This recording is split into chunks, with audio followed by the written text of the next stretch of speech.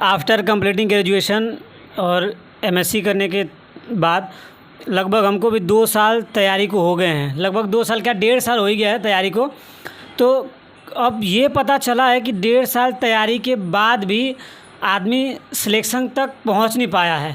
मतलब वहाँ तक नहीं जा पाया जितना तक सोच रहा था कि आपका सिलेक्शन, क्योंकि एग्ज़ाम निकालना ही केवल सिलेक्शन नहीं होता, उसमें सेलेक्ट हो जाना सिलेक्शन होता है। जब तक आप सेलेक्ट नहीं हो तब तक आपका सिलेक्शन नहीं है बिल्कुल ही, कि ये एग्ज़ाम पास आउट कर लिया तो सिलेक्शन हो गया, ऐसा बिल्कुल नहीं है।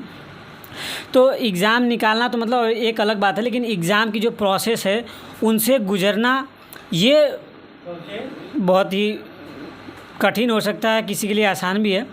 अब वो आप पे डिपेंड करता है कि आप उस चीज़ को कैसे ले रहे हो, कठिन बना रहे हो या कठिन सोच रहे हो उसको।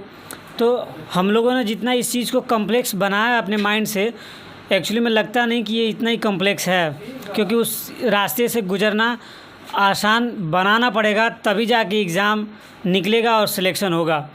मतलब बाधाएं तो बहुत ज़्यादा आती हैं, आदमी मेंटली भी डिस्टर्ब हुआ कई बार, बहुत बार, कि मतलब लगता है कि अरे यार कुछ नहीं हो पाएगा क्या, मतलब आदमी डिस्टर्ब ही रहेगा हमेशा इधर उधर प्रॉब्लम से ही, तो मतलब करेगा क्या। फिर अपने बारे में कभी सोच ही नहीं पा रहा है आदमी बैठ के फुर्सत में, कि मतलब ये भी टाइम हो कि हम अपने बारे में सोच पाएँ, वो एक टाइम निकाल पाएँ कि जो हम अपने बारे में सोचें कि हमें करना क्या हो, मैं कर क्या रहा हूँ एक्चुअली में।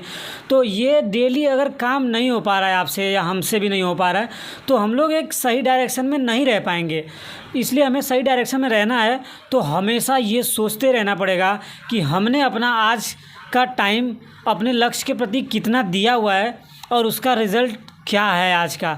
तो रोज़ का अगर रिज़ल्ट नहीं हुआ, रोज़ का रिज़ल्ट अगर हम लोग नहीं दे पाए, तो शायद ही हम लोग सेलेक्ट हो पाएंगे यार। हमको नहीं लगता कि रोज़ का रिज़ल्ट अगर हम लोग नहीं सही कर पा रहे हैं तो ये पूरे रिज़ल्ट को बिगाड़ देता है। 1-2 दिन 3 दिन 4 दिन नहीं पढ़ने से या कुछ काम हो जाने से 10 दिन गैप हो जाती है, तो ये गैपिंग से हमसे बहुत ज़्यादा लोग कंपटीशन में आगे निकल जाते हैं। ये कंपटीशन का ज़माना हो गया, इसमें तो आदमी एक दूसरे को कम्पीट करेगा तभी आगे जाएगा। ऐसा तो बिल्कुल नहीं है कि सरकार एक लिमिट बनाई है कि 100 में 75 नंबर लाओ और सिलेक्शन पाओ, ऐसा बिल्कुल नहीं है। अब जितने बच्चे हैं उसी हिसाब से जितना कट ऑफ आती है, बच्चों के हिसाब से उसी हिसाब से कट ऑफ बनाती है सरकार।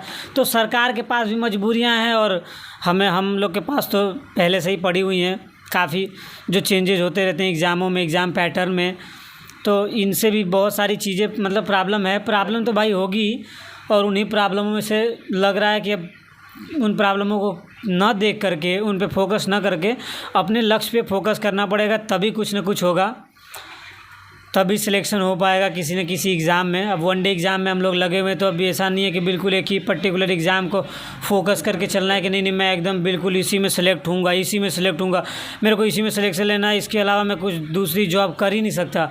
अगर गवर्नमेंट एग्ज़ाम के बारे में सोचा है तो कोई भी गवर्नमेंट जॉब मिले आप उसको पहले ज्वाइन कर लो, ताकि मतलब थोड़ी सी जो अंदर प्रॉब्लम पड़ी हुई है वो चीज़ से बाहर निकलो, आप वहाँ से बाहर निकलो। जो एक कमरा में रह के पढ़ाई हो रही है, इस कमरे से कम आदमी बाहर निकलेगा, 10 लोगों से मिलना होगा, तब वहाँ से जा कर के तो थोड़ा सा कुछ ना कुछ आदमी मेंटली भी प्रिपेयर हो पाएगा। और फिजिकली तो भाई रहना ही पड़ेगा, मेंटली होना पड़ता है और फिजिकली रहना पड़ता है, क्योंकि मेंटली आदमी डिस्टर्ब है तो फिजिकली कितना भी बेटर हो वो परफॉर्म बढ़िया नहीं कर पाएगा, चाहे एग्ज़ाम हो या एग्ज़ाम की प्रोसेस हो या अपनी स्टडी हो, कहीं भी हो। इसलिए मेंटली प्रिपेयर रहना बहुत ज़रूरी है भाई। इसलिए एक चैनल बना हुआ है एनर्जेटिक, ये आप ही लोग के लिए और मेरे लिए भी है। मैं इसलिए बनाया हूँ कि मैं उस पर कुछ बोल के अपनी बातें रख के मैं भी एनर्जेटिक हो सकूँ, मैं कुछ बताऊँ तो वो मेरे अंदर से कम निकल जाए, ताकि लगे कि नहीं मेरे साथ ही केवल प्रॉब्लम नहीं है, ऐसी प्रॉब्लम हर दिन हर बच्चा फेस कर रहा है। केवल मैं ऐसा सिंगल बंदा नहीं हूँ जो ये प्रॉब्लम के साथ मैं ही गुजर रहा हूँ, बहुत लोग इस प्रॉब्लम के साथ हैं।